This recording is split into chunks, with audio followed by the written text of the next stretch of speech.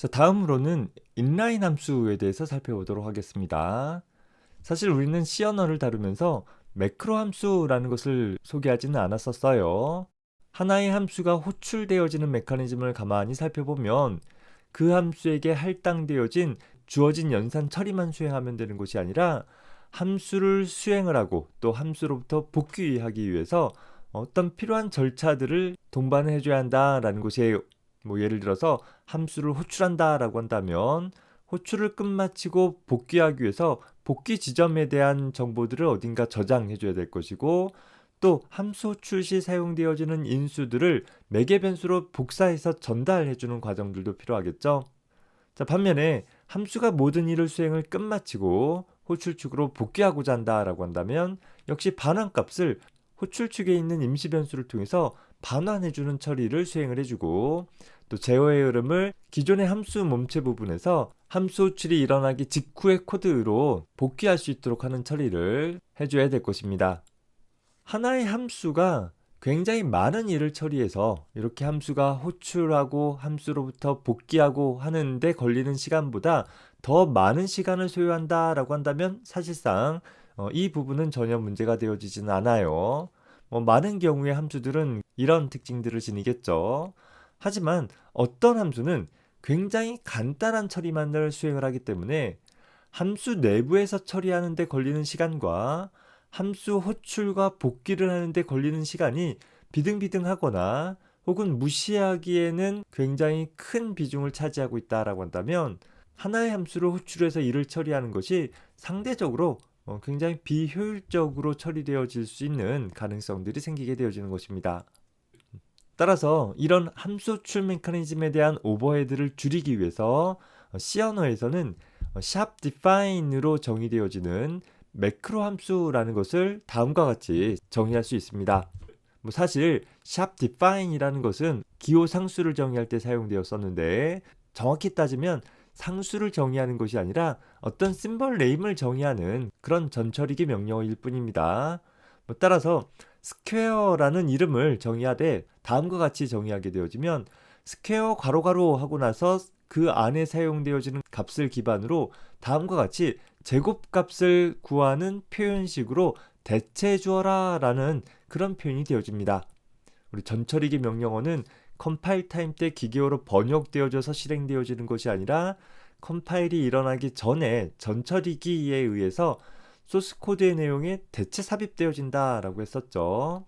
자, 따라서 7번째 줄과 8번째 줄처럼 스퀘어라는 매크로 함수를 통해서 5와 12라는 값을 전달해 주게 되어진다라고 하면 얘는 전처리기에 의해서 다음과 같이 변환되어지게 되어지는데, 바로 이 스퀘어라는 매크로 함수를 호출한 그 자리에 x제곱이라는 표현식의 값으로 대체해서 삽입해 주게 되는, 즉 스퀘어 5라고 쓴 부분은 5제곱으로 스퀘어 12라고 쓴 부분은 12제곱의 표현식으로 대체해서 나타나게 되어진다라는 것이에요.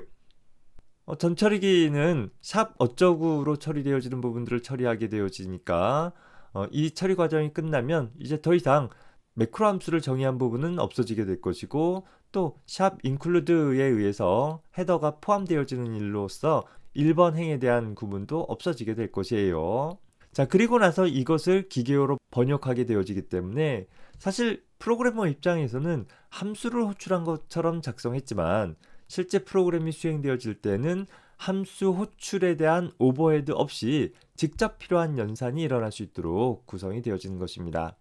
자, 다만 C 언어에서 제공되고 있던 매크로 함수라는 것은 다소 사용에 있어서 주의해 줘야 되는데, 그저 요런 표현을 요런 표현으로, 즉 이런 표현을 이런 표현으로 대체해 주는 것에 불과하기 때문에 타입 체킹을 전혀 수행하지 않는다라는 거예요. 부적절한 타입을 사용을 했을 때 문제가 발생되어질 수도 있고, 또 하나 좀 우리 눈에 거슬리는 것은 그냥 x제곱을 표현하고 싶으면 x 곱하기 x라고 쓰면 되는데 괄호로 x도 감싸고 또 전체 표현식도 다시 괄호로 감싸는 등 좀 이렇게 불필요해 보이는 작업들을 수행을 했었다라는 거예요. 자, 만약에 이렇게 쓰지 않고 x 곱하기 x라고 썼다라고 가정을 해봅시다. 자, 그리고 나서 함수를 호출할 때 우리가 5라는 값을 전달하는 것 대신에 2 더하기 3이라는 값을 전달했다 라고 한다면 그러면 이제 어떻게 되겠어요? 이 부분에서 다음과 같이 2 더하기 3 곱하기 2 더하기 3이라는 표현식으로 대체되게 되어진다 라는 것이에요. 이 2 더하기 3이 x자리로 그대로 전달되어지는 특징이 일어난 것이죠. 자, 그러면 이제 바로 어떤 문제가 발생되는지 알 수 있을 거예요. 덧셈 연산과 곱셈 연산이 같이 나열되어진 경우에는 곱셈 연산이 먼저 수행되어지기 때문에 우리가 의도했던 것은 5 곱하기 5라는 표현이 되기를 원했었으나 그와는 완전히 다른 어떤 이상한 결과를 내는 식이 돼버리고 말 것입니다. 자, 이렇게 매크로 함수는 좀 사용함에 있어서 주의해줘야 되는 부분들이 있었고, 그래서 이를 보완하기 위해서 C++에서는 인라인 함수라는 것을 제공을 해주고 있습니다. 즉, 인라인 함수라는 것은 기본적으로 정의할 때 일반 함수처럼 정의를 해주어요. 다만 그 앞에 inline이라는 키워드를 하나 써주기만 하면 되더라라는 것입니다.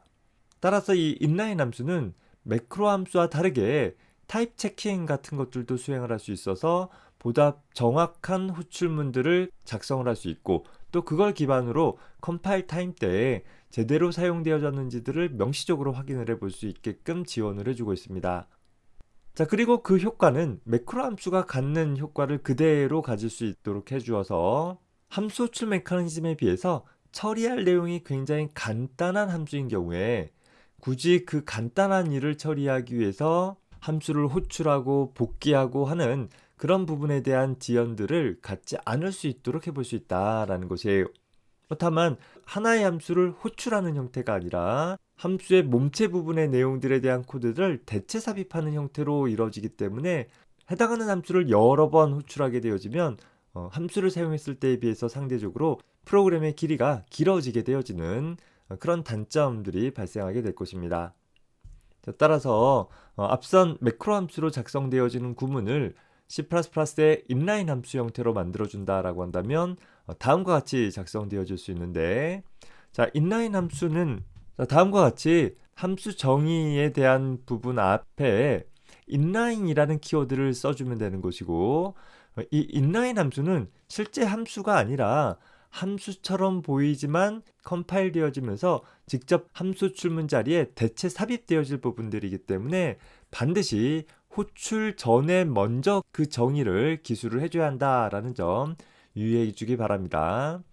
자, 그리고 나서 이 스퀘어라는 함수를 호출하는 형태를 사용을 해주면 프로그래머는 x제곱을 구하기 위해서 함수를 이용한 것처럼 보이지만 실제 x제곱이라는 것은 여기다가 5 곱하기 5 쓴 것이 훨씬 효율적으로 동작되어질 수 있는 것이고, 따라서 이 구문은 매크로 함수를 사용했을 때와 마찬가지로 x제곱이란 5제곱이라는 표현으로 대체되어지고 또 12제곱이라는 표현으로 각각 대체되어지게 되어진다라는 것입니다. 정리해서 본다라고 하면 프로그래머는 함수를 이용한 것처럼 기술했지만 실제 동작은 함수가 사용되어지지 않고 좀 더 효율적으로 동작되어질 수 있는 그런 특징을 갖고 있는 구문이 될 것입니다.